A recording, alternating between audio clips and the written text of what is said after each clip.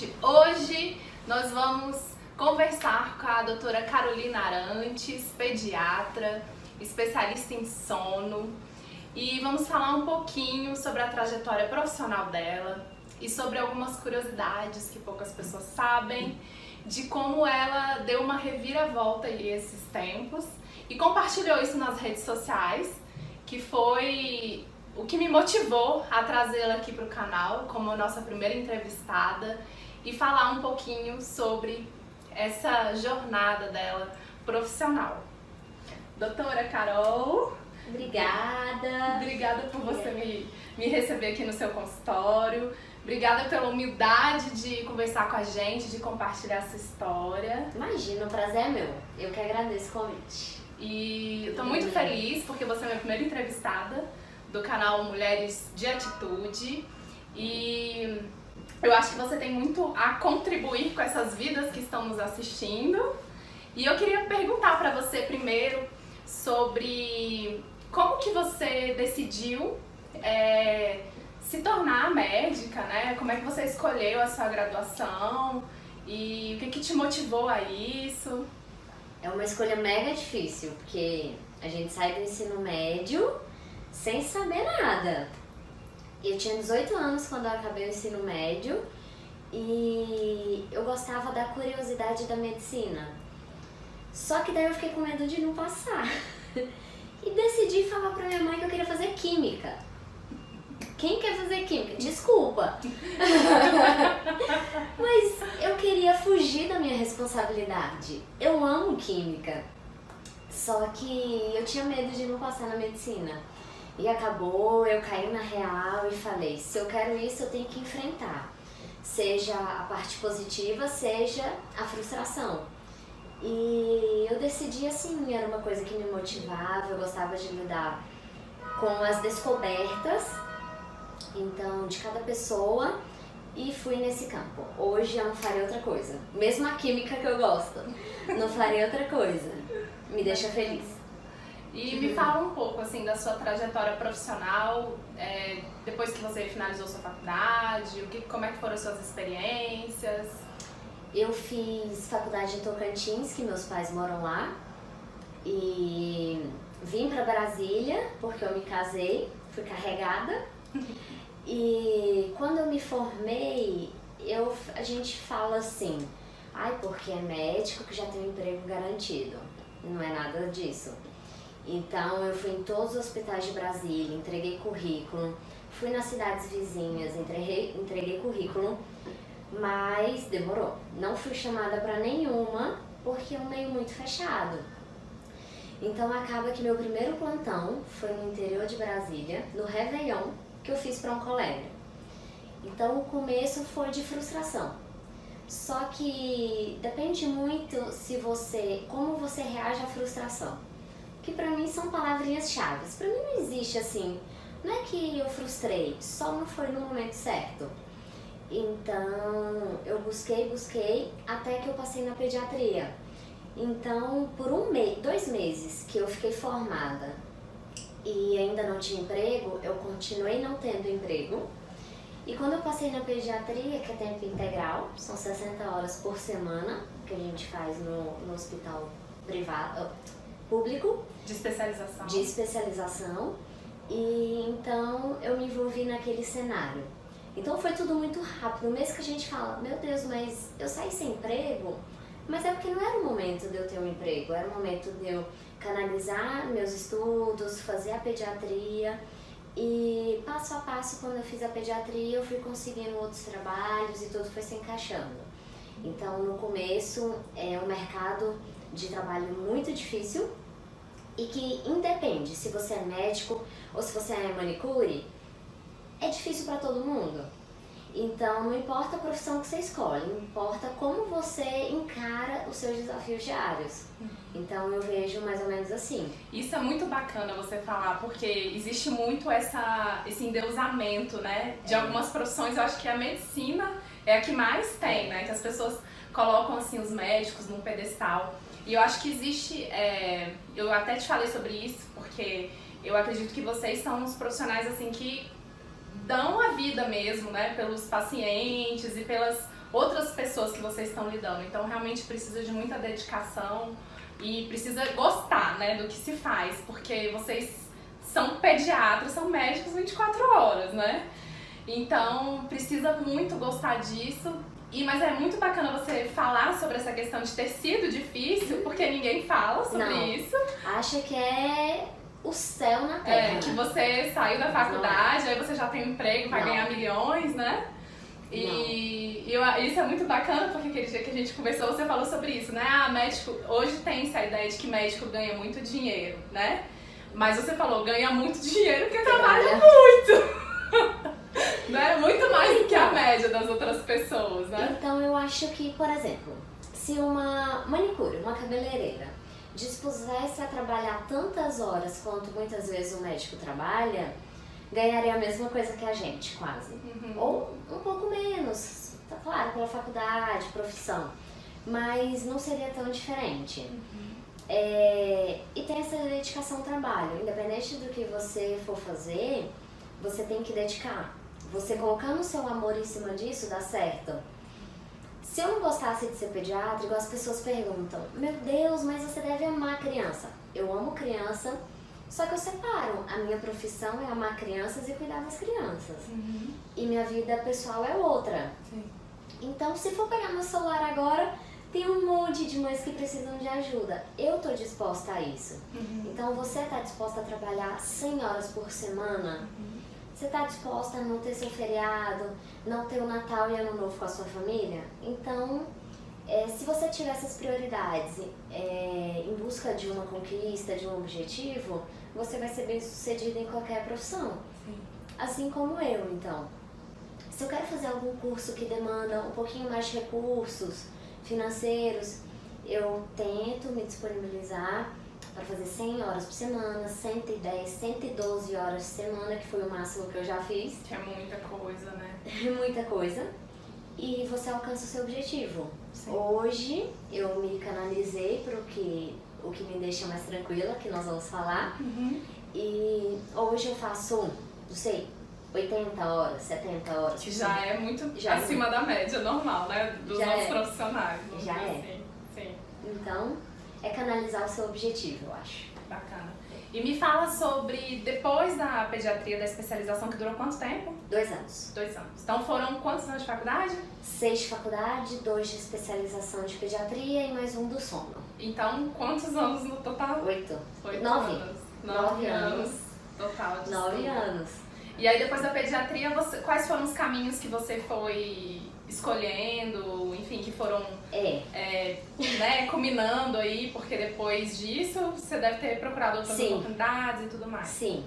Então todo mundo tem na ideia de mandar você fazer alguma coisa que é comum à sociedade. Ah, sim. Então, quando eu acabei a pediatria, as pessoas falaram, meu Deus, mas você não vai fazer uma subespecialização? Eu imatura, tinha 20 e quantos anos? Não sei. Esquece essa parte. Com meus 20 e poucos anos e falei, não, então eu vou ter que fazer uma subespecialidade pediátrica. Entrei por um ramo da hematologia pediátrica, que lida com os cânceres infantis, com as leucemias, linfomas e assim por diante. Mas todas as vezes que eu ia pra lá, para a subespecialidade, pro hospital, eu não gostava, não tinha alegria, não tinha paz e comecei a pensar, eu tô fazendo isso porque eu gosto ou porque a sociedade impõe que eu tenha que fazer uma subespecialidade? E meu Deus, isso não tá certo. Então eu acredito que tenha sido a primeira grande decisão da minha vida profissional, que foi quando eu abdiquei dessa carreira. Igual eu falei pra Tati, pra alguns, eu não acredito na palavra desistência. Eu acredito que você seguiu um curso diferente do que a sociedade fala pra você seguir. Então, eu não costumo falar que eu desisti da hematologia, mas eu parei de cursar essa subespecialidade, porque realmente não me deixava feliz. Foi quando eu decidi ir para o sono infantil, na realidade o sono na criança e no adolescente, que foi traçar objetivos. Então, para eu conquistar essa subespecialidade, que um curso de capacitação, então eu precisei dedicar e ver para onde que eu ia, qual rumo eu ia seguir. Era um rumo mais de profissão, exemplo na minha área, do hospital, clínica, atendimento domiciliar. Então, para você conquistar esse objetivo, para eu conquistar, eu tive que abrir mão de umas coisas, conquistar outras, porque eu segui um rumo fora do comum, digamos, para a sociedade. Que meus colegas hoje falaram para mim: não acredito que você vai desistir, é uma prova difícil para entrar, não acredito, faz logo e depois você decide. Mas fazer uma coisa que você não gosta, a que preço isso custa? Então, a que preço 2 anos da minha vida isso valeria a pena? Então, foi a primeira grande decisão. Então, essa abdicação e não a desistência. Então, segui o rumo disso. Logo depois que eu entrei para o sono infantil, abriu a oportunidade de eu estar no consultório. Então, eu iniciei minha vida no consultório, que hoje 99% da minha profissão eu estou aqui, nesse espaço que eu acho gostoso. Sim. Então, se você vai para o seu trabalho e você sente alegria, prazer de estar lá com as pessoas que você trabalha, então isso valeu a pena, toda a sua decisão passada. Claro, há dificuldades? Claro que há. Senão, que nem eu costumo falar, pra que você tá na Terra? Sim, se não então, existe dificuldade, né? Se você desceu pra aqui, pra Terra, faça acontecer. Sim. Independente das circunstâncias que você tenha. E isso é muito legal você falar sobre esse assunto do concurso que você prestou para especialização, porque esses concursos são muito disputados, né? Um pouquinho? E nesse específico que você realizou, eram 2 vagas. 2 vagas. E o que acontece muito, que a gente trocou uma ideia esses dias sobre isso, é que a maioria das pessoas, né, acabam terminando algo que não agrega para a vida delas, ou seja, que elas não veem sentido em fazer aquilo, né? Por achar que desistindo daquilo ela vai perder, né, uma oportunidade. Mas na verdade, o que eu acho que é muito bacana da sua visão também é falar sobre não desistir, né? É seguir um outro curso, né? Sim. Não necessariamente desistir de tudo, mas desistir daquele caminho e encontrar novos, Exatamente. Né? Então, vamos ao episódio que aconteceu em Brumadinho. Lá tinha o rio, lá o Córrego do Feijão, que desembocava no São Francisco. Então, existe só o São Francisco? Não, existe vários que compõem São Francisco. Sim. Então é mais ou menos isso que eu acredito. Então é o curso das coisas que as pessoas não enxergam, não acham possível na sua vida. Sim, e às vezes acabam realizando aquilo, indo por aquele caminho, por uma questão da sociedade, né? Que a sociedade vai te impor. Então, as questões familiares, os conceitos, às vezes, porque o meu pai fez essa especialização, né? Vamos dizer, uma família de médicos. O meu pai, a minha irmã, o meu, sei lá, o meu tio, o meu irmão fizeram essa especialização. Então, você se sente na obrigação de cumprir aquela expectativa das outras pessoas em relação a você, né? E isso é muito bacana porque você não se liga muito nisso, né? Assim, você acha que não importa muito a pressão da sociedade, né? Na realidade, não me importa nada a pressão da sociedade. Absolutamente nada, porque eu aprendi a decidir o que eu quero. Então, mesmo nova, eu cansei de escutar o que você devia fazer. E hoje eu escuto quais são meus objetivos. Porque ninguém vai viver a vida que eu vivo. Somente eu. Exatamente. Então não adianta. Eu acho que não adianta você estar insatisfeito com o seu trabalho, você estar insatisfeito... Não é com a sua profissão, às vezes com a atividade que você executa. Sim. Então, eu sou médica. Às vezes, eu odeio lidar com o público. Não sou eu, uma hipótese.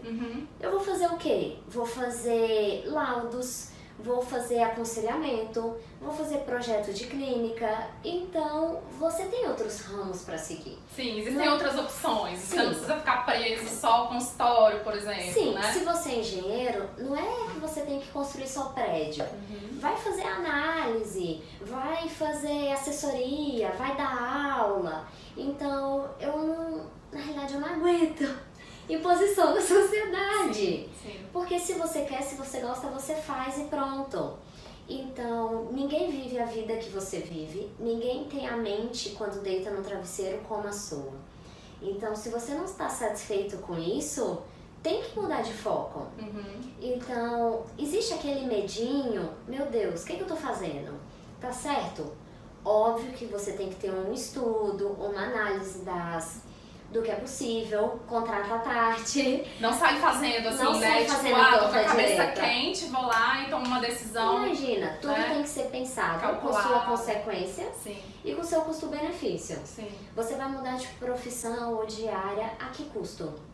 Isso leva a impactos mais positivos ou negativos ao seu redor e a si mesmo. Sim. Então, a gente nunca pode tomar decisão precipitada, seja numa crise de ansiedade, numa crise depressiva, numa crise conjugal, que existe muito. Então, tem que analisar e ver o preço das coisas. A que custo as decisões têm? Sim, isso foi algo também que eu cheguei a comentar com você, né? Sobre como as pessoas estão infelizes nos seus trabalhos e quantas pessoas têm chegado até mim doentes, né? Sim. Tanto física quanto emocionalmente, porque elas acreditam que elas precisam seguir aquele caminho, vamos dizer, meio concreto que estipularam que ela deveria fazer. Sim. Isso é incrível, porque assim, as pessoas às vezes deixam de fazer o que elas realmente gostam de fazer, Sim. né? De tomar decisões para a vida delas, que será benéfica, em prol de uma expectativa alheia. Sim. E às vezes não é só uma expectativa só da família, assim, dos pais, né, dos irmãos, da família, do primeiro núcleo familiar. Mas às vezes de pessoas que não são nem tão próximas assim, né? Elas ficam pensando, o que fulano vai achar de mim? O que ciclano vai falar de mim, né? Então, isso é muito bacana a gente falar, porque as pessoas estão ficando doentes, né? Por acreditar que o julgamento alheio é mais importante do que o que elas realmente desejam para a vida delas, né? Exatamente. E aí deixam de tomar uma atitude, de tomar uma decisão com relação ao que elas gostam de fazer, o que elas amam fazer, por conta das outras pessoas. E achei muito lindo você falar que a vida é sua, né? Sim. É você que escolhe, na verdade é a gente que escolhe, né? Sim. E eu escuto tanta gente falando assim pra mim, eu queria tanto, eu queria não sei o quê, eu tô tão decidido, e fica ali anos e anos protelando por aquilo. Que não tem decisão nenhuma, Não assim. E aí fica com aqueles conceitos, né, Sim. na cabeça e acaba estagnado também, né, por esse medo da mudança, por esse medo de encontrar caminhos alternativos, né, que gostaria de realizar. Sim. E aí fica estagnado e não vai nem pra frente nem pra trás, né, fica totalmente parado, enquanto as outras pessoas também estão realizando. E aí é engraçado porque vamos falar um pouquinho sobre a questão do concurso, né? Sim, que é outra etapa. Eu vou falar aqui sobre como que eu conheci a Carol, né? A doutora Carol. Ela foi indicação do pediatra do meu filho, né? A gente estava com alguns probleminhas de sono. E aí ele falou, vocês devem ir lá na doutora Carol, vai lá conversar com ela que ela vai te ajudar a resolver isso. E aí foi assim que eu conheci a Carol e a gente fez consulta com ela, eu me apaixonei por ela. Além dessas histórias de superação profissional, ela também tem inúmeras histórias de superação pessoal. E a gente poderia ficar falando aqui horas e horas e horas. Mas teve um episódio muito bacana, lógico que eu sigo ela nas redes sociais. E ela compartilhou um momento, uma decisão muito importante da vida dela pelo Instagram, né, pelo Stories. E eu assisti, calhou de eu conseguir assistir. E eu falei, já que você falou sobre isso, né, eu quero te convidar a compartilhar isso com mais gente, com mais mulheres, porque não só nos meus atendimentos, né, dos meus clientes, mas na vida, com pessoas das quais eu compartilho momentos, eu escuto, né, muita gente, principalmente aqui em Brasília, que é concursado público, que tá infeliz no trabalho que tá realizando, que não vê sentido, que não tem alinhamento, que falta qualquer tipo de correlação ali com seus valores pessoais e que continuam naquele trabalho, né, muitas vezes adoecendo física e mentalmente, por acreditar que é a única opção que resta para eles, né? E a doutora Carol falou um pouco sobre isso, que ela passou num concurso. Não conta o segredo, deixa eu contar o segredo. Então você conta, vai, então conta. Então ela vai contar a experiência dela pra gente, que ela compartilhou no Stories. E foi por isso que eu resolvi convidá-la para participar aqui do canal e compartilhar com a gente esse feito, né? Que muita gente, que inclusive deu muita repercussão. Muita! Nunca tive tantas mensagens no meu Instagram quando isso aconteceu. Pois bem, depois que eu contei essa história aí que eu me estabilizei na clínica, surgiu o concurso da Secretaria do Distrito Federal de Saúde para eu entrar como pediatra plantonista. Pois bem, eu não queria fazer minha inscrição e meu marido fez escondido de mim. Fez a minha inscrição escondido de mim. E eu falei, tá, né? Tô em outro foco, em sono infantil, vou fazer essa prova. Eu confesso que eu não estava preparada, até porque ele caiu de paraquedas com essa inscrição pra mim. E acabou que eu passei na prova. Pois bem, entrei como pediatra plantonista de um hospital público aqui de Brasília bem complicado. Quantas vagas? Quantas vagas? Quantas vagas? Não Poucas. sei quantas vagas. Não me lembro quantas vagas. Mas não muitas, imagino, né? Assim, até que não tanto, porque era pra vagas emergenciais e depois iam chamar o restante. Mas eu não me liguei aos detalhes, eu acho que eu não li o edital. Essa é a verdade. Eu não li o edital, gente, mas eu passei na prova. Só falta dizer que foi em primeiro lugar. Não, em primeiro não. Deixa pros outros colegas que estudaram essa parte. E é um hospital realmente um pouco conflituoso. Lá nós temos a maior sociedade, a maior população do Distrito Federal e a gente lá abrange a favela da América Latina, que tem em torno de 600 mil habitantes. Então uma área um pouco perigosa, que tem muita demanda, muito fluxo de atendimento com crianças graves. Mas quanto ao trabalho, eu sou apaixonada e eu gosto de trabalhar com isso. Então eu fui. Iniciei, já conheci o hospital, porque foi onde eu me graduei na pediatria. Mas eu falei, se eu fui, eu já conheço, então vai dar tudo certo. Passou o primeiro mês, tranquilo, atendendo muitas crianças. Só que no terceiro mês, eu comecei a ver que as coisas não eram como eu esperava. Óbvio que eu não esperava um hospital particular que me desse café, biscoito, chá e uma poltrona. Óbvio que não. Muitas vezes lá a gente pagava pela medicação do paciente, pelo exame do paciente. E não foi uma, duas vezes, foram várias vezes. Então eu já fui sabendo que o serviço público de lá era assim. Mas eu comecei a ver que eu ia para trabalhar, mas eu não cumpria a minha missão. Qual é a minha missão como pediatra? Sanar a dor, descobrir a doença e levar conforto. Eu melhorava a dor porque tinha medicação ali no hospital, às vezes. Não melhorava a doença porque eles não tinham dinheiro para comprar. E eu não podia arcar com todas as despesas. E não levava conforto. Aliás, por várias vezes lá, nós todos os médicos éramos ameaçados. Então, eu quero que você faça isso. Ou você tem que fazer isso, se você não fizer, eu moro aqui perto. Ou levantava a camisa e tinha o sinal de uma arma. Então, várias vezes eu não sabia quem adentrava o meu consultório. Isso me dava muito medo. Teve uma ocasião que passou na televisão, nas redes sociais por aí, onde um pai entrou para dar um tiro na mãe, que estava com um bebê no colo de 5 meses. Nesse dia eu não estava no plantão, mas era para eu estar, mas eu estava com um probleminha de saúde. E depois daquele dia eu parei para pensar, qual o valor do meu trabalho neste lugar? Eu fui pra lá, eu esqueci de contar, mas eu fui pra lá exclusivamente para ter 13º e férias. É isso que chama atenção em concurso público. Uma certa estabilidade, vamos dizer assim. Estabilidade. Então nós não vamos ser hipócritas. Ai, porque eu quero muito isso. Por que você quer isso? Pelo salário que ele te paga e pela estabilidade que ele te proporciona. Sim. Só. Mas aí eu pensei, tudo isso que está acontecendo aqui, vale a pena eu ter 13º e férias?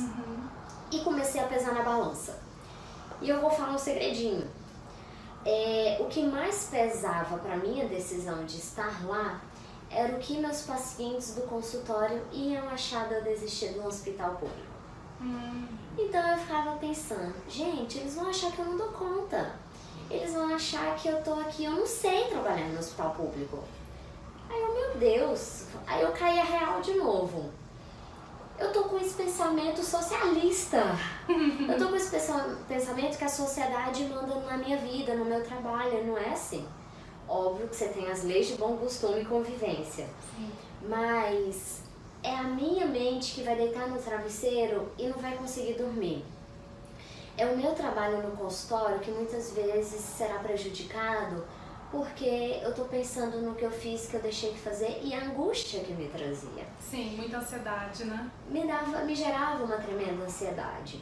Foi então que a Tati estava contando antecipadamente que eu exonerei. Eu pedi exoneração do concurso público. Eu fiquei apenas 5 meses, mas é o que eu falei um pouquinho antes, que eu pesei os custos-benefícios. Então, eu necessariamente precisava daquele emprego para as minhas finanças, para as minhas despesas. Claro, dinheiro todo mundo quer, não vamos nos enganar com isso. Mas aquele dinheiro pagava minha saúde mental, minha saúde psíquica, minha saúde física e as pessoas ao meu redor, porque isso impacta nas pessoas ao seu redor. Então eu chegava em casa e mal conversava com meu esposo, porque eu estava totalmente ansiosa, com a minha mente em outro lugar, angustiada. Então eu decidi que não valia a pena tudo o que estava acontecendo. E eu pedi essa exoneração. Quando eu pedi a exoneração, antes de pedir a exoneração, eu tentei ser útil em outros locais e de outras formas. Então eu tentei ajudar na parte administrativa, eu tentei ajudar na dinâmica hospitalar, nos residentes que lá nós tínhamos os estagiários. Então eu tenho minha consciência tranquila hoje, 2 meses após a exoneração, que eu fiz tudo que estava ao meu alcance e que eu não me sinto nada frustrada. Porque eu pesei as coisas pra mim. E mais uma vez, eu falo que eu não desisti do concurso público. Eu tomei novos rumos à minha carreira, à minha profissão, rumos que muitas vezes é diferente da sociedade. Então até hoje especificamente, uma mãe de paciente falou, mas você saiu do concurso público? Eu falei, saí, eu tomei essa decisão que foi o melhor pra mim. Então ninguém vai carregar minha mente na sua casa. Ninguém vai carregar o meu trabalho, o meu esforço manual, o meu esforço físico para a vida. Eu vou carregar. Então eu sei o peso que isso leva para mim. Depois que eu pesei tudo, canalizei meu trabalho para o consultório. Ainda dou plantão em um hospital particular, mas muito menos. Então hoje eu tô completa. A gente sempre tem objetivos a alcançar, sonhos a realizar, conquistas. E tô com os meus sonhos a 1000. Então não é porque eu sou pediatra e tenho que dar plantão, tenho que fazer o serviço público, que eu vou ser frustrada, menos competente, menos médica, menos pediatra e assim por diante. Então acaba que você delimita a sua vontade de trabalho. Hoje eu amo o lugar que eu trabalho. e venho feliz, venho satisfeita. Chego em casa, troco ideia com meu esposo, amo meus pacientes, meus meninos, que me derrubam no chão todo dia. Então é um trabalho divertido. E eu não vi essa alegria na profissão que eu escolhi. Então, basicamente isso. E é legal a gente falar sobre essa questão de gostar, né, de ir pro trabalho, porque tem muito essa questão da síndrome do domingo, né? Que as pessoas chegam no domingo, aí elas enxergam que a segunda-feira tá chegando e elas ficam desesperadas. Sim. Porque elas sabem que elas precisam retomar o trabalho Sim. no outro dia. E quando a gente não realiza, né, isso com certeza deve ficar muito mais claro dentro de um hospital que tem poucos recursos, como Sim. que você trabalhava, de profissionais também que às vezes permanecem e que não realizam um trabalho tão bacana, né, com Sim. tanto amor e com tanta afetividade aos pacientes, né? Sim. E claro que isso não só nos médicos, né, mas assim, concursados públicos de uma forma geral, né? Claro. Mas também pessoas de empresas privadas que não estão felizes com o trabalho e que permanecem naquele ciclo fazendo mal feito o que elas deveriam fazer bem feito, né? Porque são, assim, é o motivo delas estarem ali, né? Prestar um bom serviço, um bom atendimento, independente da área que elas estão realizando. E aí eu queria que você compartilhasse um pouco, Carol, sobre as mensagens que você recebeu depois que você fez esse chamado aí nas suas redes sociais que eu assisti e várias outras pessoas assistiram. Eu queria que você compartilhasse, assim, lógico que você não vai dar nomes, mas compartilhasse um pouco do que as pessoas falaram com você, né? Sobre essa sua atitude de pedir exoneração de um cargo público, de um concurso super concorrido, né? O que elas compartilharam com você? Conta pra gente. Ai, foi tanta coisa, tanta coisa. Uma amiga minha, que logicamente não vou citar detalhes, mas ela fez pediatria porque gostava. Mas aí ela foi fazer uma subespecialidade, que nem a história que eu contei minha, e que ela odiava. Ela queria fazer outra área e a família não permitiu que ela fizesse. Quando eu falei dessa mensagem nas minhas redes sociais, ela chegou em mim desabafando e falou: meu Deus, eu perdi 2 anos da minha vida e tô acabando uma coisa que eu odeio. Não que eu odeio, mas que eu acho que não vai me complementar como profissional, porque eu não vou fazer isso. Eu penso, gente, 2 anos! Se dedicando, né? Eu não consigo acreditar muito bem que a sociedade tem esse poder tão grande na decisão do trabalho que a pessoa vai fazer pro resto da vida. Sim. Eu não tenho nem palavras. Quando eu começo, eu não tenho palavras, porque é triste isso. Porque é alguma coisa que você vai fazer pro resto da sua vida. Outros colegas falaram: meu Deus, você largou tudo. Gente, eu não larguei tudo. É como se o concurso fosse só isso, né? Sua vida fosse só isso. Isso é 1/5 da minha vida, da minha profissão. Mas eu não larguei tudo. Eu tomei novos rumos à minha profissão. Outras pessoas falaram: meu Deus, você é doida, vai ficar sem emprego. Gente, emprego tá difícil? Tá. Mas vai fazer curso grátis na internet. Não tem dinheiro da internet? Pega o Wi-Fi do vizinho, do restaurante. Até o McDonald's tem Wi-Fi. E faz um curso. E aí falaram: meu Deus, aí você vai ficar sem nada. Gente, eu tenho novas perspectivas. Eu enxergo as coisas diferente. Então hoje, se você é tal profissional, você vai fazer sua profissão dar certo. Se você gosta. Igual antes, eu não tinha minha agenda cheia, porque eu ficava muito no hospital, tinha poucos dias no consultório. Hoje, graças a Deus, eu me dediquei a isso e eu tenho um bom fluxo de pacientes no meu consultório. Então eu não larguei tudo, eu larguei um viés visto pela sociedade. Eu enxergo o restante. Então, a maioria foi dos feedbacks que eu recebi. Como que eu tive coragem de fazer isso e o que seria da minha vida depois disso.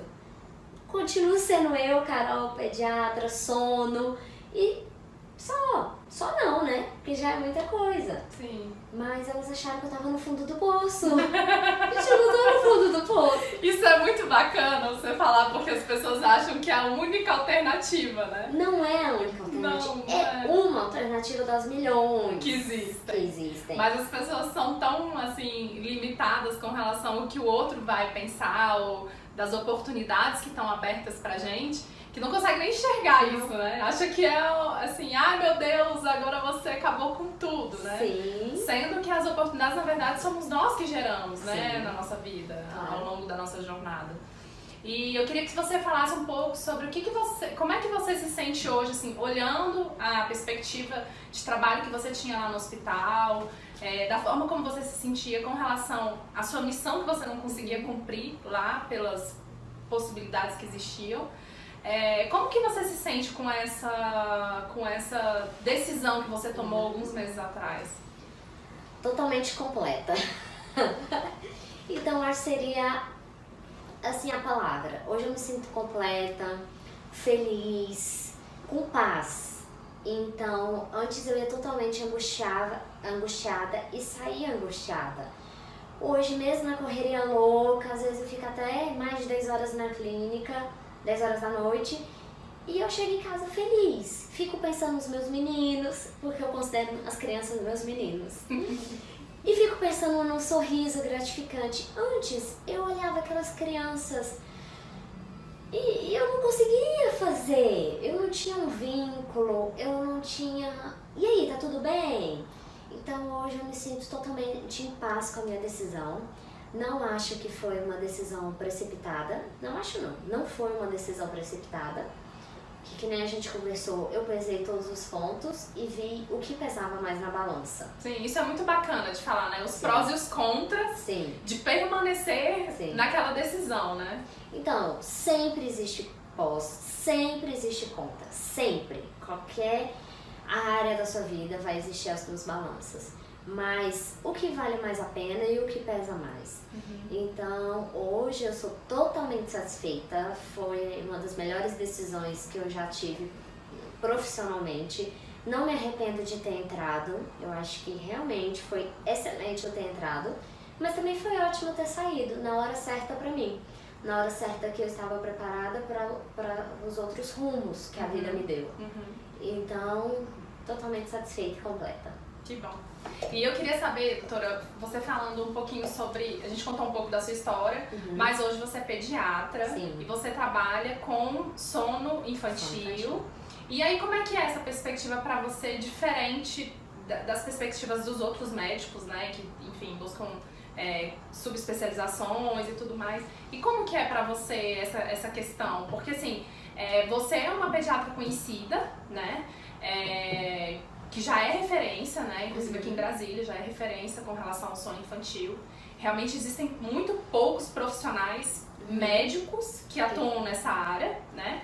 Então você já se tornou uma referência. E eu acho importante a gente falar sobre isso porque as pessoas ficam achando, porque desistiu de não sei o que, desistiu de não sei o que, né? Deixou pra trás essas alternativas, porque você não vai ter sucesso. Nossa, porque você não vai conseguir nada na sua vida, né? Que tem esses preconceitos, né? Que a sociedade impõe pra gente. E hoje você é uma profissional especializada, né, nisso e que ajuda tantas famílias e que já se tornou referência. Então eu queria que você falasse um pouco sobre isso. Essa sua decisão de ir para esse rumo que você ama fazer, né? E que queria que você compartilhasse um pouquinho disso. Tá. Quando eu acabei a pediatria e comecei o consultório, eu vi que temos dois principais problemas. Ou a criança não dorme ou a criança não come. Para quem tem filho, né? Sim. A criança não come, temos diversos nutricionistas, nutrólogos, gastropediatras. Eu falei, não, já tem tanto. Não queria ir para essa área, por mais que na clínica eu trabalho tudo. E a criança não dorme. Aí eu falei, eu quero um plus a mais que complemente minha profissão clínica e que ajude os pais e que não tem tão fácil, igual os pais, as pessoas acham que criança não dormir é normal. Gente, não é normal. Criança tem que dormir. Pode ser um sono mais fragmentado, não vou entrar nessa parte clínica, mas eu ficava pensando, estranho isso? Isso é verdade ou isso é lenda? Criança realmente não dorme? E tanto na graduação de medicina quanto na especialização de pediatria, a gente não aprende nada sobre o sono infantil. Olha só. Então tudo é achismo. Não, mas vai passar. Não, dá uma comidinha que vai passar. Não, quando fizer 1 ano vai passar. Quando fizer 2, vai passar. Quando fizer 3, vai passar. E assim vai. A gente vai caminhando achando que um dia, por causa da idade, vai melhorar alguma coisa. E esse dia não chega nunca, ok? Deixa eu só explicar. Gente, é muito difícil. Então eu falei, não é possível. Não tem lógica isso. E fui pesquisar cursos. Fiz um curso de consultoria do sono, que está bem conhecido por aí, que trabalha a parte comportamental da criança, e fiz medicina do sono na criança e no adolescente no Instituto do Sono de São Paulo, que trata a parte clínica, doenças do sono, distúrbios do sono. Então uma coisa complementou a outra. Sim. E eu fiz que desse certo. Então, como consultora, eu não precisava atender pessoalmente. Então eu podia atender à distância, porque para ser consultora não precisa ser médico. Então eu comecei a divulgar meu trabalho nas redes sociais e comecei a atender famílias longe de Brasília. Isso me deu muita experiência, vivência, e eu complementei com a medicina do sono e trouxe para o consultório, porque daí eu não posso ficar fazendo à distância. E hoje realmente eu não faço. E só presencial? Só presencial. Hoje só presencial, antes eu até ia também na casa das pessoas, mas o tempo me impossibilitou a isso. Então eu complementei a minha demanda clínica. Então, independente, ser só pediátrica, eu não acho só, porque já é muita coisa, mas se você não está satisfeito com essa vivência pediátrica, você não está satisfeito com outra área, complemente, dê um plus. E fique mais completo, melhor no mercado de trabalho. Então você tenha segurança no que você faz e no que você fala. Estude, leia. Então eu acho que essa parte de sono infantil me complementou profissionalmente, né? Então hoje o pediatra realmente não sabe sobre sono, eu não sabia sobre sono. Não sabe, a maioria dos pediatras não sabe. A maioria não sabe, só aqueles que realmente querem buscar, quer pesquisar um pouquinho mais. Sim. Então acaba que eu me realizei mesmo, pediatra, tendo uma subespecialização, mas não aqueles 2 anos que eu achava que seriam perdidos. E tá ótimo, assim, tá certinho. E eu acho que a gente falar sobre essa questão do sono, né, nem era muito urgente, mas eu vou falar porque também eu vivenciei isso, né, na minha casa, e foi assim que eu cheguei até aqui, né, no seu consultório. A gente tratar isso como uma questão amorosa também, né, porque assim como a nossa atuação profissional, quando a gente faz o que a gente ama, a gente tem resultados maravilhosos, né? E a recíproca é verdadeira, quando a gente faz mal feito, né, a gente traz essa carga também para os nossos resultados. Mas se a gente tratar, eu acho que você trata isso com tanta leveza, assim, com tanto carinho com as crianças, de uma forma tão amorosa, né, respeitando não só o limite da criança, mas o limite da família, né? Sim, então quando uma família chega para mim que quer trabalhar o sono infantil da criança, primeira coisa, eu vejo como é a rotina da família. Então, temos o horário ideal da criança dormir, mas tem um horário possível da criança dormir, mediante o contexto familiar. Então, eu não costumo impor, mas eu mostro pós e contras, como tudo. Sim. Então, eu mostro a criança que dorme 8 da noite, a criança que dorme 1 da manhã. Então, qual o custo das consequências disso para a família? Óbvio que no dia a dia, hoje, os pais trabalham fora, chegam tarde em casa, então a gente vai adaptando. Tudo que é totalmente imposto, totalmente inflexível, não dá certo. Então você tem que ter essa flexibilidade na rotina familiar. Então acho que por isso que dá certo. E se chega alguma coisa pra mim e eu falo, meu Deus, eu não sei, ou tá muito complicado. Pra mim, não aceito ter essa falha, mas não porque eu não posso errar. Claro que eu posso errar, todos nós erramos, mas é porque veio para eu ajudar. Se eu não consigo ajudar, a gente tem que ver onde está o problema. É familiar, é na criança, é neurológico, são outras doenças orgânicas que impactam na saúde da criança. Então, isso faz dar certo. Hoje, quando a gente vai estudar a parte de sono infantil, temos diversas vertentes. As mais gentis e tem as mais inflexíveis. E o trabalho depende da família. Então, se a família fala, não, eu quero essa, beleza, mas você vai dar conta? Porque é muito difícil na rotina de hoje em dia você dar conta. Então, a gente dá um passinho por vez. Se a criança não consegue andar, por que eu vou dar um andador para a criança que não consegue andar? Se a criança não consegue dormir, até que ponto eu tenho que ajudá-la, até que ponto é fisiológico para ela conseguir dormir? Sim. Então eu acho que tem esses limites e vai um passinho de cada vez que as coisas dão certo.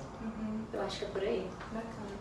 E eu queria que você mandasse uma mensagem para as mulheres que estão assistindo a gente, falando sobre o que você diria para essas mulheres que estão infelizes no trabalho atual, que pode ser que estejam até doentes, né, emocionalmente, fisicamente, por conta do trabalho, né, e que às vezes buscam exemplos, né, como o seu, de novos caminhos, novos rumos a serem seguidos, de pessoas que conseguiram alcançar, né, vamos dizer, um sucesso, né, porque sucesso é muito relativo, mas serem referência no mercado como você é, né, independente da profissão. Sim.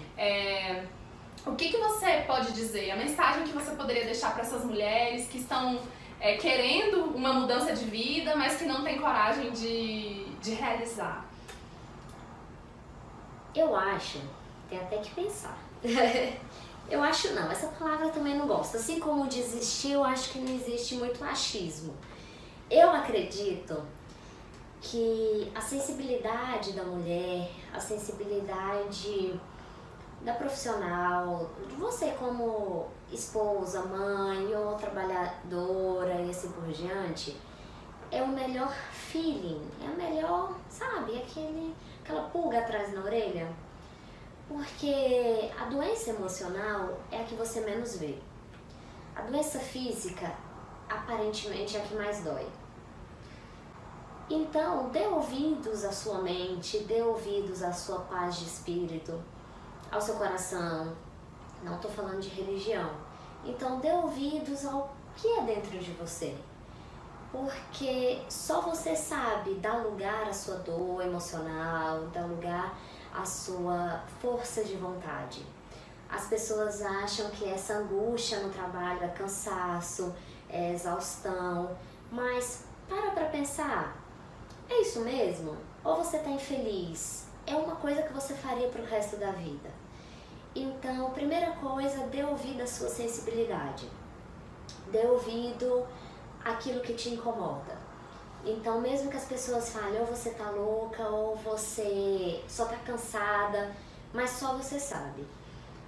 Depois de você escutar você mesma, busque outras vertentes. Então, você é administradora, você só serve para concurso público? Você só serve para administrar sua casa? Você gosta disso? Então, coloque na ponta do lápis, não adianta só no pensamento que você esquece o que você acabou de pensar. Coloque na ponta do lápis. Se eu tomar essa decisão, eu vou perder isso. Se eu tomar essa outra decisão, eu vou ganhar aquilo. Então, eu acho que é ter sensibilidade, escutar você mesma e buscar outras vertentes profissionais que te levam à satisfação. Lembra, não é preguiça. Não existe esse negócio, eu não tô querendo trabalhar por preguiça. Gente, não é. É aquilo lá dentro que te incomoda. Então, eu acho que meu ponto principal é sensibilidade e buscar vertentes que te completem. Acho que é basicamente isso. Sim. Essa reconexão com a nossa essência, Sim. né? Que é essencial para esses novos caminhos que a gente quer buscar profissionalmente E eu também acredito que é muito por aí que a gente deve caminhar, né? A gente ter um reencontro com quem realmente somos e com o que realmente queremos para nossa caminhada. Sim. Doutora, eu quero te agradecer de coração por me receber aqui no seu consultório, por ter humildade de compartilhar com a gente as suas experiências e por compartilhar, né, também com tantas mulheres a sua vivência, que agora podem se espelhar um pouco em você. Sim. Também. Existe alguém aqui, gente. Existe alguém que toma outros rumos. Não é desistir, é tomar outros rumos. Então, se for mostrar pro marido, pra mãe, pra avó, pro periquito, tem alguém que tomou um rumo diferente, com consciência. E que vocês podem também tomar rumos diferentes na vida de vocês, seja pessoal, seja profissional. E agora não vai ser por falta mais de exemplos reais de mulheres que fizeram da sua realidade algo diferente e que não necessariamente o que todo mundo esperava delas. Eu espero que vocês tenham gostado do nosso bate-papo, o primeiro de muitos e muito especial com a doutora Carol, e que vocês possam segui-la nas redes sociais. Sim. Como, Carol? Pode colocar Carolina Arantes com C ou doutora Soneca Neném. No Instagram? No Instagram e no Facebook. Ou clinicaprimeped.com. E vocês podem... Você tem um e-mail, doutora? Que caso alguém queira te mandar pedir informações sobre a pediatria ou consultoria do sono. Tem o meu e-mail carolarantesgama@gmail.com, ou nas redes sociais tem e-mail, no site tem e-mail. Eu acho que tem muitos locais para vocês me acharem por aí. Gente, então muito obrigada por todos que nos assistiram até aqui. Obrigada, doutora Carol. Eu que agradeço. E eu espero que você continue ajudando muitas famílias e muitas crianças. Sim, espero. Sim, a dormir. Sim. E com relação à saúde. Sim. Também, né? Tanto da infantil quanto familiar. Né? Sim, importante. Gente, muito obrigada e eu espero vocês aqui no canal para assistirem as próximas entrevistas de Mulheres com Atitude, que em 2019 é um novo projeto que eu estou desenvolvendo e que a gente vai falar sobre mulheres que realmente tomaram uma decisão e fizeram acontecer por outros caminhos nas suas vidas profissionais. Um grande beijo, obrigada, doutora. Até a próxima, gente!